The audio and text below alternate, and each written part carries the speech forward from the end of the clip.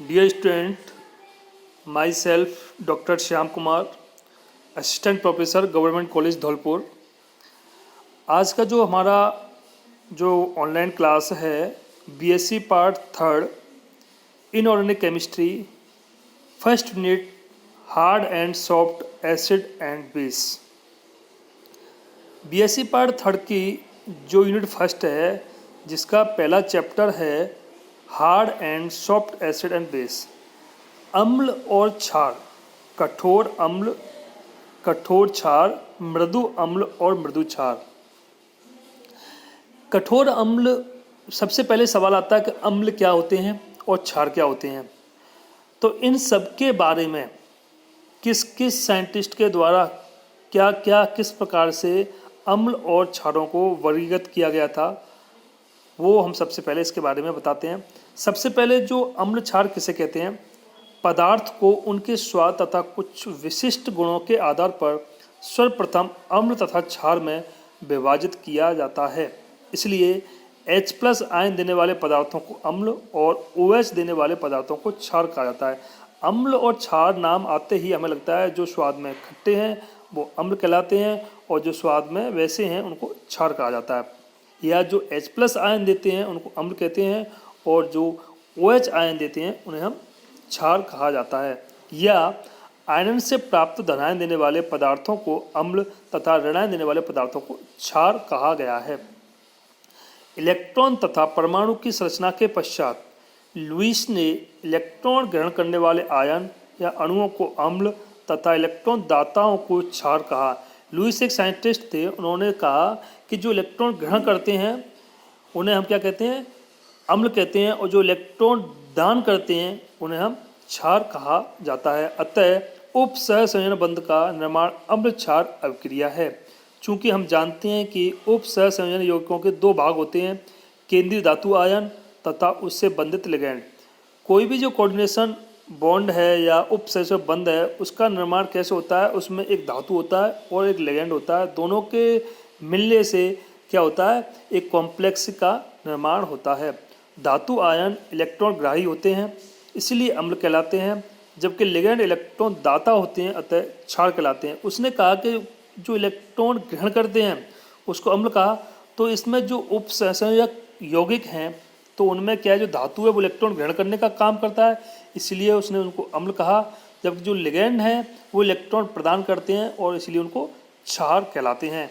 अतः यह निष्कर्ष निकाला जा सकता है कि सिल्वर है, मरकरी है, प्लेटिनम जैसी भारी धातु आयन जिनमें बाह्य डी कक्षक लगभग पूर्ण रूप से भरे होते हैं कुछ लिगैंडों के साथ स्थायी संकुल बनाते हैं, जबकि एल्यूमिनियम, टाइटेनियम, कोबाल्ट जैसे हल्के आयन जिसके डी कक्षक में इलेक्ट्रॉन या तो बिल्कुल नहीं होते या बहुत कम संख्या में होते हैं कुछ अन्य लिगैंडों के साथ स्थायी संकुल बनाते हैं।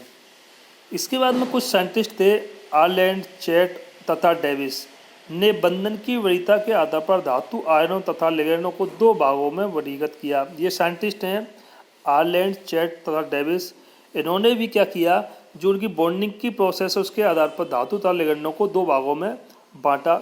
वर्ग ए, जिसे हम क्लास ए कहते हैं, क्षारीय तथा क्षारीय मृदा धातु आयन उच्च अक्षीण अवस्था में प्रथम संक्रमण श्रेणी के धातु आयन जैसे टाइटेनियम, क्रोमियम, कोबाल्ट, H+ इस वर्ग में आते हैं। वर्ग बी में आते हैं कॉपर है, सिल्वर है, मरकरी है, पैलेडियम है, कैडमियम है, प्लेटिनम है, जिनमें निम्न ऑक्सीकरण अवस्था वाले भारी धातु आयन वर्ग बी में आते हैं। उपरोक्त उदाहरण से स्पष्ट है कि वर्ग ए के धातु आयन छोटे आकार के, उच्च आवेश वाले और आसानी से पोलराइज्ड होने वाले होते हैं। वर्ग बी में बड़े आकार के, कम धनावेश वाले और आसानी से पोलराइज्ड होने वाले होते हैं।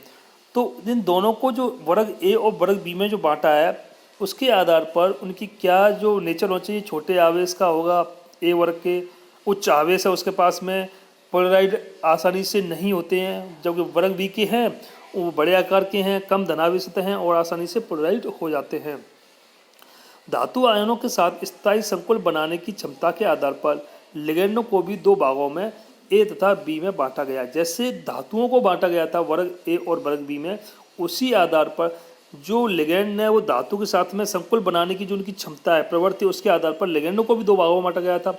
धातु को हमने ए और बी दो भागों में बांटा और उसी के आधार पर जो लिगेंड हैं वो धातु के साथ में किस प्रकार से कॉम्प्लेक्स बनाते हैं उसी आधार पर लिगेंडों को भी ए तथा बी दो भागों में बांटा गया है। लिगेंड वर्ग ए में कौन कौन से लिगेंड आते हैं, जैसे आपका है अमोनिया है, वाटर है, फ्लोराइड है आदि, जो कि वर्ग ए की धातु के साथ स्थायी संकुल बनाते हैं। लिगेंड बी वर्ग में उनको फॉस्फीन है, थायोईथर आदि लिगेंड बी वर्ग की धातु के साथ स्थायी संकुल बनाते हैं। मतलब जो लिगेंड वर्ग ए के साथ में स्थायी संकुल बनाते हैं उनको वर्ग ए में रखा गया है, और जो लिगेंड वर्ग बी के धातुओं के साथ में स्थायी संकुल बनाते हैं उनको वर्ग बी में रखा गया है। लिगेंड दाता परमाणुओं की वर्ग ए तथा वर्ग बी की धातुओं के साथ संकुल बनाने की प्रवृत्ति, ये कुछ दे रखी हैं जो लिगेंड हैं उनकी वर्ग ए की धातुओं के साथ में और वर्ग बी की धातुओं के साथ में जो उनकी संकुल बनाने की प्रवृत्ति है उसको हमने अधिक से कम की उसमें क्रम में इसमें आपको बताया गया है। उपरोक्त सारणी से स्पष्ट है कि वर्ग ए के लिगेंड तथा परमाणु में अपने छोटे आकार के कारण, उपरोक्त सारणी से जो ऊपर दे रखी है स्पष्ट है कि वर्ग ए के लिगेंड दाता परमाणुओं में अपने छोटे आकार के कारण वर्ग ए की धातुओं के साथ द्रवित होने की क्षमता कम होती है, जबकि वर्ग बी के लिगेंड दाता परमाणुओं में अपने बड़े आकार होने के कारण द्रवित होने की क्षमता अधिक होती है। वो मैंने पहले ही बताया था कि ए और बी में क्या अंतर है। अतः धातुओं तथा लिगेंडों का उपरोक्त वर्गीकरण उप सहसंयोजन यौगिकों का स्थायित्व समझाने में सफल रहा। 1963 में पियर्सन ने वर्ग ए तथा वर्ग बी के लिए दो नए पद कठोर एवं मृदु का प्रयोग किया। इससे पहले जो साइंटिस्ट थे उन साइंटिस्ट के बाद में कौन से साइंटिस्ट आए, जो आयरलैंड और चैट साइंटिस्ट थे, उन्होंने क्या किया था, वर्ग ए और वर्ग बी में धातु और लिगेंडों को बांटा। उससे पहले क्या था, लुईस ने क्या किया था, इलेक्ट्रॉन ग्रहण करने वाले इलेक्ट्रॉन देने वाले उसके आधार पर अम्ल और क्षार में वर्गीकृत किया था। फिर आयरलैंड, चैट और डेविस ने वर्ग ए और वर्ग बी में धातु और लिगेंडों को डिवाइड किया। अब जो हमारे 1963 में पियर्सन एक साइंटिस्ट थे, उन्होंने वर्ग ए तथा वर्ग बी के लिए एक नया शब्द का प्रयोग किया। उनका शब्द था कठोर एवं मृदु का प्रयोग किया। पियर्सन ने वर्ग ए के धातु आयनों को कठोर अम्ल, वर्ग बी के धातु आयनों को मृदु अम्ल, वर्ग ए के अमोनिया, फ्लोराइड जैसे लिगेंडों को कठोर क्षार और वर्ग बी के फॉस्फीन आदि मृदु क्षार कहलाए। उन्होंने क्या किया, जो हमारे धातु और लिगेंड थे जिनको वर्ग ए और वर्ग बी में विभाजित किया था उसको उन्होंने कठोर नाम और मृदु नाम प्रदान किया। अब कठोर अम्ल हल्के क्षार धातु आयन, टाइटेनियम, क्रोमियम आदि कुछ समान कठोर अम्ल हैं। आकार छोटा है, धनावेश अधिक है, इलेक्ट्रॉन घनत्व आसानी से द्रवित नहीं होता है, अक्रिय गैस विन्यास। उन्होंने जो कठोर अम्ल कौन कौन से होते हैं, मृदु अम्ल कौन से होते हैं, कठोर क्षार कौन से होते हैं और मृदु क्षार कौन से होते हैं, जो वर्ग ए और वर्ग बी में जिनको डिवाइड किया गया था उसी को उन्होंने कठोर और मृदु में विभाजित कर दिया गया था। उसी के आधार पर कठोर अम्ल और मृदु अम्ल उनका विभाजन किया गया था। ये पियर्सन के द्वारा किया गया था 1963 में। तो इस प्रकार से जो अम्ल और क्षार है उनको हमारे द्वारा कठोर और मृदु और वर्ग ए वर्ग, सबसे पहले तो उनको स्वाद के आधार पर विभाजित किया गया था। स्वाद के आधार बाद उनको किसके आधार पर किया गया था, इलेक्ट्रॉन ग्रहण करते इलेक्ट्रॉन प्रदान करने के आधार पर किया गया था। फिर उसके बाद आयरलैंड और डेविस के द्वारा वर्ग ए और वर्ग बी में डिवाइड किया गया था।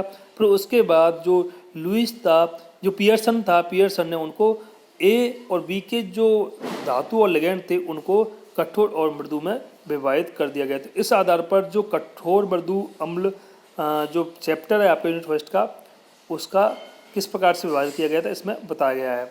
धन्यवाद।